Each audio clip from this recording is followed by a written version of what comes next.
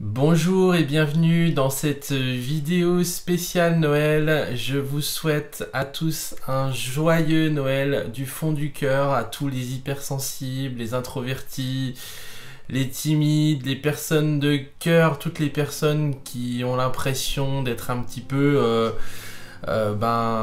extraterrestres, un petit peu en marge de la société, qui se sentent un petit peu à l'étroit dans le moule de la société. Je voudrais vous dire que vous n'êtes pas seul, qu'on est de plus en plus nombreux à se réveiller et à se révéler à notre potentiel, à notre sensibilité. Et je suis extrêmement enthousiaste et optimiste pour la suite, pour les années à venir, même si même si l'ombre progresse aussi, même si y a des choses pas terribles qui sont en train de se passer dans le monde, je suis quand même malgré tout assez optimiste parce que je suis convaincu que nous hypersensibles avons ce petit truc en plus qui va réveiller beaucoup les consciences. C'est déjà le cas. C'est en train de se faire et je pense que ça va continuer à évoluer dans les années à venir. Alors, dans cette vidéo, je voudrais te souhaiter déjà un très joyeux Noël, te dire de prendre soin de toi, de t'aimer, de te respecter, de te considérer comme une personne de valeur. Je vais y venir tout à l'heure. Et j'ai une pensée toute particulière pour les personnes qui se sentent seules, soit parce que elles passent Noël seules, soit parce que elles sont accompagnées, mais qui malgré tout, malgré le fait d'être au milieu du monde, malgré le fait d'être pas seules physiquement, se sentent seules à l'intérieur d'elles-mêmes. Et ce sentiment de solitude, je le connais par cœur et je sais que c'est pas facile à vivre, que c'est douloureux, que c'est pénible et que parfois on peut même avoir envie de mourir, même si on veut vivre au fond. Au fond, ce qu'on veut, c'est on veut vraiment vivre, mais parfois c'est assez difficile à vivre. Au-delà de ça, au-delà de vouloir être aimé, de vouloir être reconnu, apprécié, on veut tous se sentir fort, on veut tous se sentir bien. On veut tous être entre guillemets normal, mais c'est pas facile. C'est pas facile parce que justement nous hypersensibles, les personnes de sensibilité différente en tout cas, à la majorité des gens, eh bien, on a un mode de fonctionnement différent. C'est une réalité. Et donc, si on fonctionne différemment, on peut toujours essayer de se suradapter, essayer de rentrer dans le moule, d'essayer de rentrer dans la norme, en faisant un petit peu le caméléon. Mais ça marche pas, ça fonctionne pas parce que on s'y sent à l'étroit, on s'y sent pas bien dans ce moule-là. Et tôt ou tard, soit on explosera le moule, soit on créera notre propre cadre. Mais en tout cas, être hypersensible, c'est pas rentrer dans la norme. Être hypersensible et heureux, c'est au contraire accepter sa différence, accueillir sa sensibilité avec tout ce que ça implique et progressivement se créer la vie qu'on a envie et s'autoriser à être soi tout simplement, dans sa différence, dans son unicité. Et ça c'est vraiment possible, je le vois de plus en plus. Et si ça vous fait peur, si vous y croyez plus, c'est ok d'avoir des phases de découragement. Mais moi, je suis là aussi pour vous dire c'est possible et que même s'il y a des phases de découragement, ne lâchez pas l'affaire, n'abandonnez pas. C'est le combat de votre vie et votre vie, c'est ce qu'il y a de plus important. Il n'y a rien de plus important au monde. La pire des choses, pour moi, c'est de finir sa vie avec des regrets. Et pourtant, on a tout hypersensible, mais il y a tout un tas de croyances qui font que parfois on a envie d'abandonner, parfois on a envie de baisser les bras, et c'est bien compréhensible, parce que parfois on se sent pas à la hauteur, on se sent pas adapté à ce monde, on a l'impression d'être vraiment extraterrestre, comme je le disais, alors qu'en fait on n'est pas anormal, on a juste cette différence par rapport au monde qui est un talent, qui est un don qu'on peut apprendre à exploiter. Et puis il y a différents niveaux de compréhension de sa sensibilité.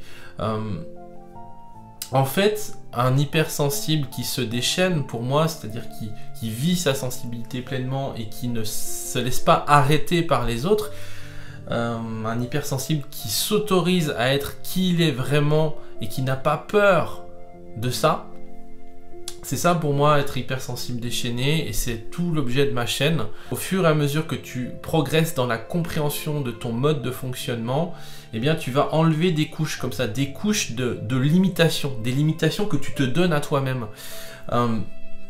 Et la première couche, c'est la couche du ce qui est bien, ce qui est pas bien.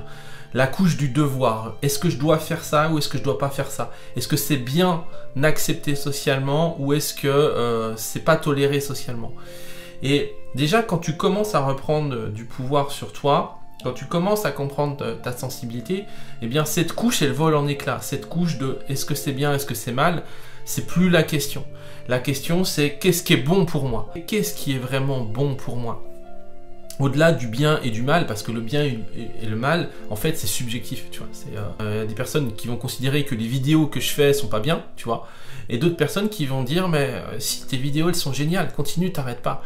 Et en fait, si je restais coincé là sur est-ce que c'est bien, est-ce que c'est mal, eh bien, je pourrais pas prendre mon pouvoir, je pourrais pas faire ce que je fais, je pourrais pas me sentir bien, je pourrais pas me sentir vivant comme je suis, tu vois. Par contre, si tu te poses la question, qu'est-ce qui est bon pour moi, qu'est-ce qui est juste pour moi, qu'est-ce que je sens à l'intérieur, eh ben, moi je sens que c'est juste, tu vois, de te partager ces vidéos, et je le fais tout simplement. Donc ça, c'est la première couche de mental qui vole en éclats quand tu découvres ta sensibilité. La deuxième couche, c'est le fameux « je suis capable, je suis pas capable ». J'ai peur de pas être à la hauteur, j'ai peur de pas réussir, j'ai peur de pas y arriver. Eh bien, pareil, cette couche de mental, encore, elle vole en éclats à partir du moment où tu te dis que t'as pas besoin d'être parfait pour faire les choses. Et que si t'es pas capable de faire une chose aujourd'hui, si tu te sens pas capable, c'est ok, c'est ton ressenti du moment qui peut être accompagné de la peur, et c'est ok, c'est normal. Mais c'est pas ça qui doit t'empêcher aussi de faire les choses et de vivre ce que tu as envie de vivre. Donc, au fur et à mesure que tu progresses, voilà, cette deuxième couche de mental, elle vole en éclats. Et là, tu découvres en fait le cœur de ce qui te limite à l'intérieur, c'est je mérite pas. Est-ce que finalement, je suis une bonne personne? Est-ce que finalement, je mérite le bonheur? Est-ce que je mérite d'être aimé? Et là, on touche vraiment aux croyances profondes que tu peux avoir intégrées de manière inconsciente dans ton existence, et que tu continues à traîner malgré tous tes efforts, malgré toute ta volonté de t'en sortir. Eh bien, tant qu'il y a ces mécanismes-là inconscients, tant qu'il y a ces programmes, parce que c'est vraiment des programmes qu'on a internalisés, tu vois, et qui dirigent notre vie, eh bien, tant qu'il y a ça, tu vas subir ta vie en fait, tu souffriras de ta sensibilité. Il y a tout un tas de protections, de couches de mental qu'on a mis justement pour nous protéger de notre sensibilité et puis essayer de souffrir le moins possible, mais en faisant ça, on s'est aussi coupé d'une partie de nous-mêmes, de notre authenticité, de notre humanité, de nos talents aussi. Et tout l'enjeu en fait consiste à reconquérir en fait ces différentes parties de toi que tu as mis un petit peu sous le tapis, que tu as mis un petit peu aux oubliettes, pour te retrouver toi, tu vois. Donc si tu te sens seul aujourd'hui, que tu sois effectivement seul physiquement chez toi ou que tu sois seul au milieu du monde, que tu te sentes seul, je t'invite à te faire un cadeau.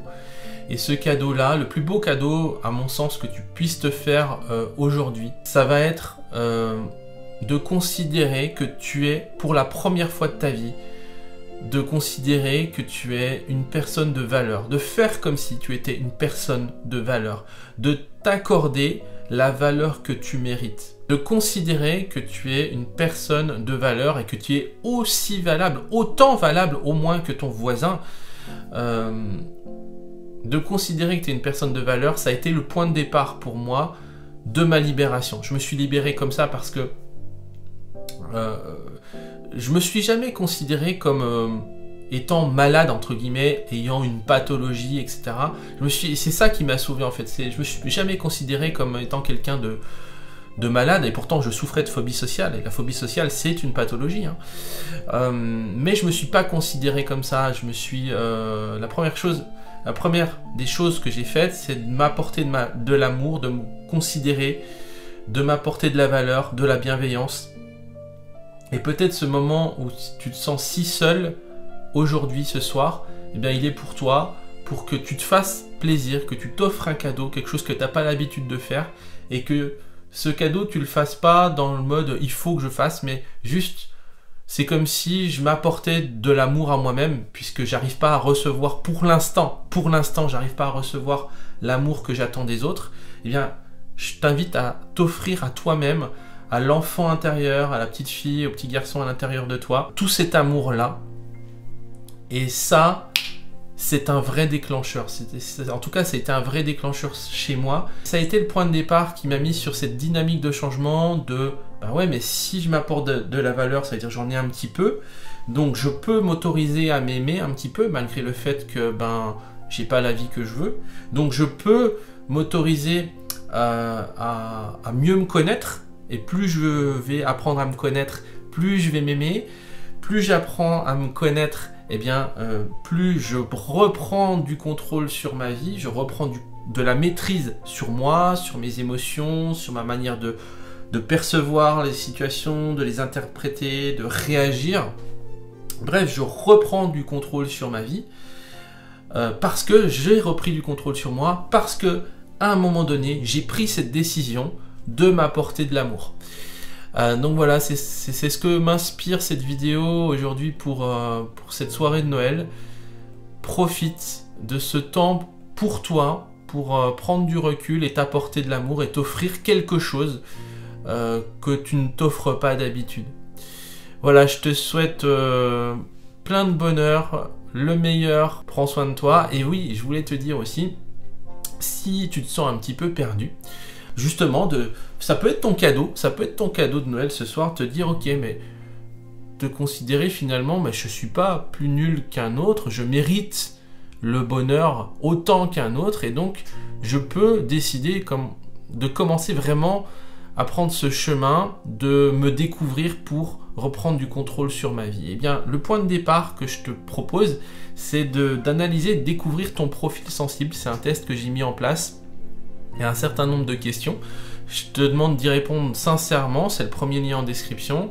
Et puis, à l'issue de ça, moi, je vais recevoir tes questions et je vais t'envoyer en fait ton profil détaillé avec tes forces, tes points forts, les points forts qui ressortent des questions, des réponses que tu m'as données au questionnaire, et puis aussi les points de vigilance, les points qui sont difficiles pour toi, et je te donnerai aussi quelques pistes pour t'aider à dépasser ces difficultés. Mais le point de départ, c'est de te donner de l'amour, t'offrir de l'amour pour toi. Tu peux aller voir le premier lien en description si ça t'intéresse pour déterminer ton profil sensible. Et moi, je te souhaite encore une fois un très joyeux Noël. À bientôt. Ciao.